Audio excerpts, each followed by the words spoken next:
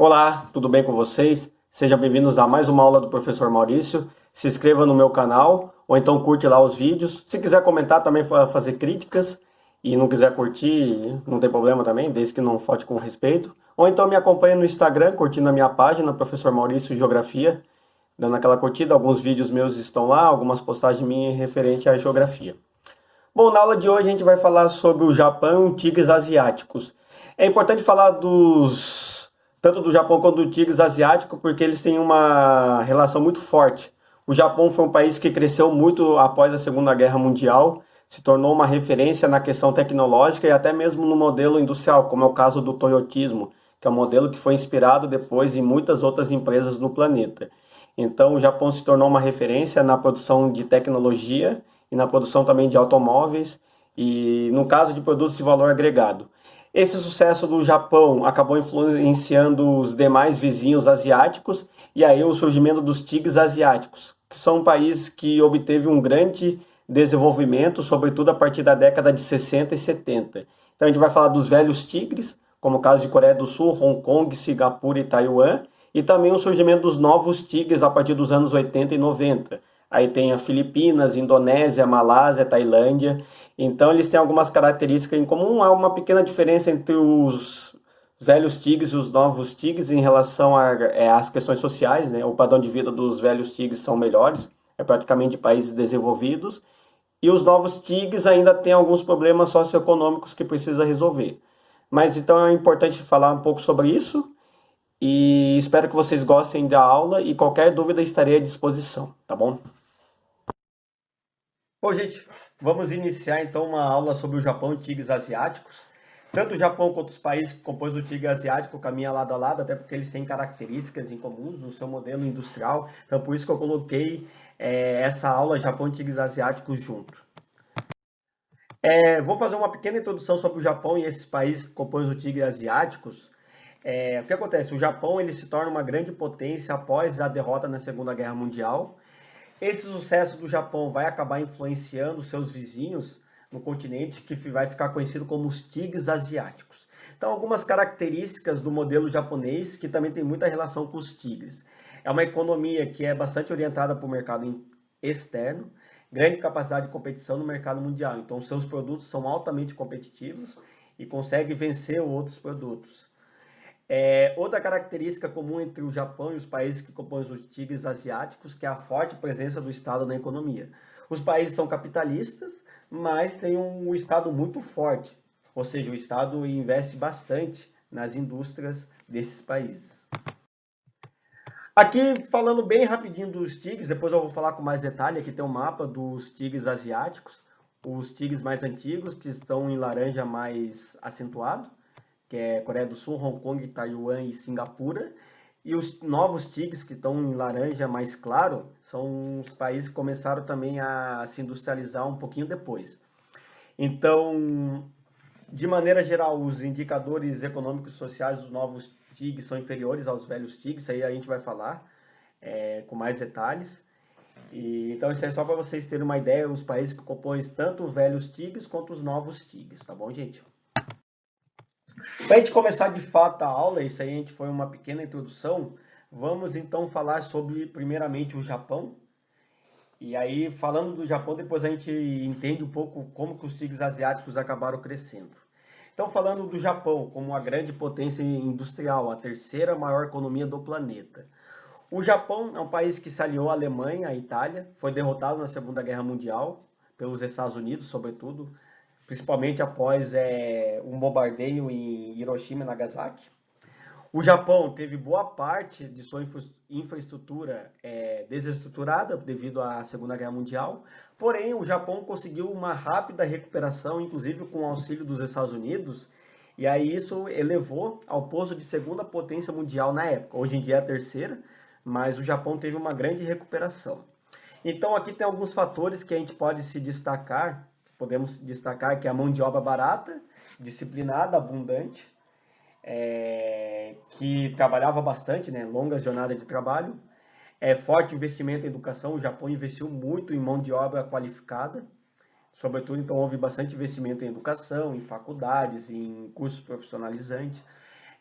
Amparo do Estado à economia, forte apoio do estatal, a adoção de uma política protecionista, ou seja, se fechar para as importações, porém para abrir as exportações, ou seja, importar o menos possível e exportar grandes produtos para ter uma balança comercial favorável. Capacidade de poupança interna, inclusive o Japão, além de investir em indústria, o Japão também se tornou um exportador de capitais. E auxílio econômico dos Estados Unidos, como a gente falou logo após a Segunda Guerra Mundial. Falando um pouco das indústrias japonesas, o Japão ele começa a industrialização a partir de 1868, ficou conhecido como a Era Meiji, quando o Japão começa a se abrir ao mercado internacional. Até então era um país bastante feudal, bastante fechado, e a partir disso houve um processo de abertura econômica do Japão aos poucos. E aí teve a criação dos Zaibatsu, né, que eram conglomerados industriais e familiares. Inclusive o Estado investiu bastante nesses conglomerados. O que acontece? O Japão ele é um país pequeno, é um país que tem pouquíssimos recursos naturais. Então o Japão, a maneira que o Japão fez para compensar essa falta de recursos naturais? Começou a importar esses recursos naturais, como ferro, petróleo, e começou a transformar esses recursos naturais em produtos de valor agregado.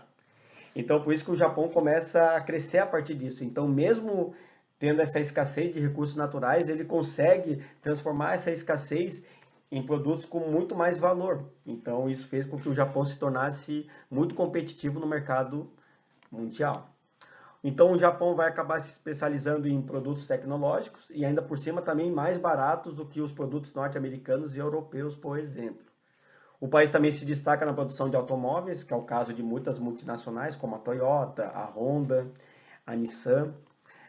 Produção de robôs, a indústria robótica, produtos eletrônicos, que também é bem comum, que é o caso da Sony. Produtos químicos.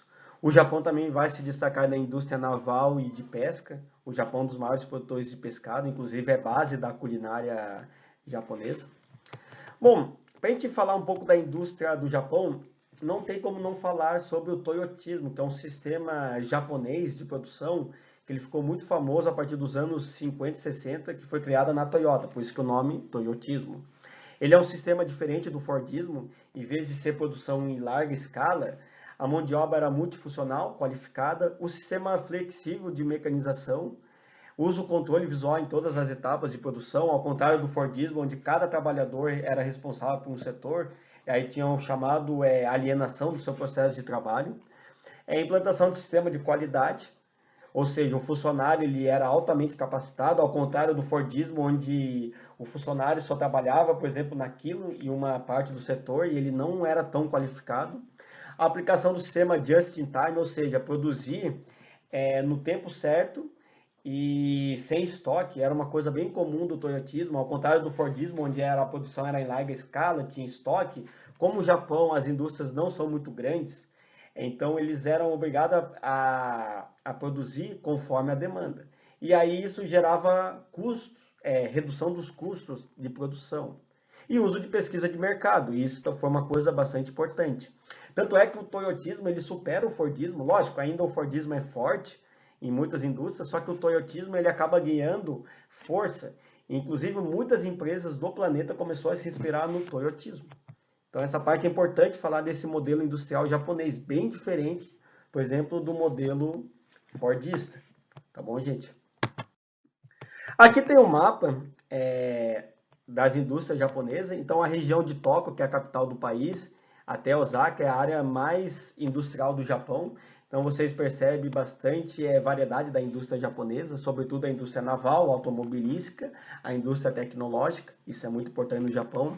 Aqui tem um mapa um pouco menor que fala um pouco da agricultura do Japão. O Japão, embora tenha bastante tecnologia na produção agrícola, é um país que é importador de alimentos. Inclusive também importador de recursos naturais, como a gente falou anteriormente. E aqui tem uma imagem de uma fábrica no Japão, onde utiliza a mão de obra, mas também utiliza muito os robôs. Bom, apesar desse seu crescimento no período pós-Segunda Guerra Mundial, a partir da década de 90 e sobretudo nos anos 2000, a economia japonesa vai começar a diminuir seu crescimento, então vai entrar numa pequena crise econômica. Não chegou a ser uma crise acentuada, mas digamos que houve uma desaceleração de sua economia. Alguns fatores a gente pode falar que resultou nessa crise. O envelhecimento da sua população, o Japão tem alto gasto com a população idosa, e isso compromete o sistema previdenciário. Então, para vocês terem uma ideia, por um lado, o Japão é um país que tem uma alta qualidade de vida, a expectativa de vida é alta, só que tem um lado ruim disso, né? Esse número altíssimo de idosos da economia japonesa. Inclusive, houve até um incentivo a incentiva aos casais a terem mais filhos, ao contrário da China, onde há o controle da população. Houve um aumento do custo da produção. Teoricamente, a mão de obra japonesa era barata, ela acabou ficando mais cara, e isso também comprometeu o custo de produção da economia japonesa. O protecionismo dos Estados Unidos e da Europa acabou dificultando as exportações dos produtos japoneses. Então, a Europa e os Estados Unidos vão dificultar um pouco essa exportação. E também o próprio crescimento da China. Inclusive, o Japão acaba sendo superado de segunda economia do planeta para a terceira. E aí, no seu lugar, quem ocupa é a China. Então, é importante destacar um pouco essa crise no Japão e alguns desses desafios. Então, aqui tem um gráfico mostra o quanto que o PIB do Japão decaiu, sobretudo a partir da década de 90. E aqui uma imagem bem comum no Japão, o alto número de idosos circulando nas ruas das cidades japonesas, tá bom, gente? Bom, falamos um pouco sobre o Japão, algumas características da economia. Vamos então falar sobre os tigres asiáticos com mais detalhes. Primeiro a gente vai falar dos velhos tigres, que é Taiwan, Coreia do Sul, Singapura e Hong Kong. Então são os tigres que acabaram se destacando primeiro, inclusive se desenvolvendo primeiro. Aqui tem uma imagem, mostra um pouco, né, os arranha-céu nesses lugares, mostra um pouco desse crescimento assombroso dos tigres asiáticos, sobretudo a partir da década de 60. Então, o que acontece? Algumas características dos tigres asiáticos. Primeiro falando dos velhos tigres. Eles acabaram se baseando no modelo japonês, né, voltado para a produção de tecnologia e exportação. Também essa produção era voltada tanto para o crescimento externo, como também para o crescimento interno, ou seja, desenvolver um mercado consumidor dentro desses países. Bastante relacionamento entre as empresas e o governo, ou seja, bastante participação no Estado, sobretudo elevando imposto sobre a importação, favorecendo a indústria local. Incentiva as exportações. Outra característica bem parecida com o Japão também, mão de obra barata em relação aos demais países. Também houve bastante investimento em educação, sobretudo na Coreia do Sul, e na qualificação profissional. E aí essas indústrias, assim como o Japão, acabaram fabricando produtos de alto valor agregado. Automóveis, que é o caso da Coreia do Sul, onde tem a Hyundai, a Kia, algumas empresas famosas, multinacionais, navios eletrônicos sofisticados, aço, siderúrgica, informática, petroquímica, sobretudo em Singapura, onde tem bastante refinarias de petróleo. Então aqui tem algumas imagens, né, sobre os velhos tigres asiáticos, uma indústria de tecnologia na Coreia do Sul. Aqui o porto de Singapura, um dos portos mais importantes do planeta e também da Ásia. E aqui duas empresas bastante conhecidas que são de capital sul-coreano, que é a Samsung e a LG, tá bom, gente? Aí o que acontece? O crescimento dos velhos tigres vai acabar influenciando agora os novos tigres. Então, outros países dessa região da Ásia, do chamado Sudeste Asiático, também começam a desenvolver do ponto de vista industrial. São eles Filipinas, Vietnã, Indonésia, Tailândia e Malásia. O Vietnã tem um modelo bem parecido com a China, é um país ainda socialista, mas acabou se abrindo ao mercado estrangeiro. Era um país até então bem pobre e acaba agora crescendo um pouco do ponto de vista industrial. Bom, o objetivo desses novos tigres era industrializar, igual foi os velhos tigres, integrar essas economias do leste e do sudeste asiático. Então, o que se destaca nesses novos tigres? Indústria têxtil, produção de componentes de telecomunicações, informáticas, eletrônicos. Só que, em compensação, essas indústrias elas não têm o mesmo nível de sofisticação dos velhos tigres. Então, são indústrias ainda que se utiliza de muita mão de obra, não tem tanta tecnologia igual as indústrias japonesas, as indústrias dos velhos tigres. A mão de obra também é menos qualificada, embora haja investimento na educação, a mão de obra não é tão qualificada igual a dos velhos tigres. Então aqui tem um exemplo, né, de um operário de uma fábrica no Vietnã, Aqui também é uma empresa multinacional na Tailândia, então ele se aproveita que a mão de obra nesses países são bem baratas. E a conclusão que a gente tem é que os velhos tigres, né, que cresceram a partir dos anos 60 e 70, conseguiram se desenvolver, não só economicamente, mas também do ponto de vista social. Esses países começaram a melhorar seus indicadores sociais.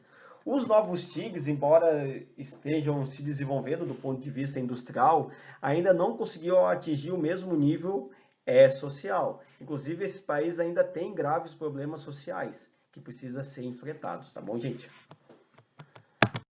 Bom, paramos por aqui. Espero que vocês tenham gostado da aula. E para finalizar, eu trago uma música de um cantor famoso coreano, Psy ou Gangnam Style, tá bom? Isso aí só para encerrar a nossa aula. E ficamos por aqui, tá bom, gente? Acabamos então com mais uma videoaula, falando então sobre os tigres asiáticos e também sobre o Japão. Então a gente viu que esses modelos econômicos foram bem parecidos, então o Japão se tornou uma grande potência e esse crescimento do Japão acabou influenciando os demais países da Ásia e que se inspiraram então no modelo japonês. Espero que vocês tenham gostado da aula.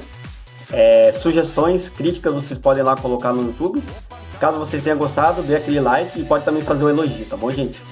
Vou me despedindo daqui e que vocês tenham uma ótima semana, tá bom, gente? Abraço e fiquem bem.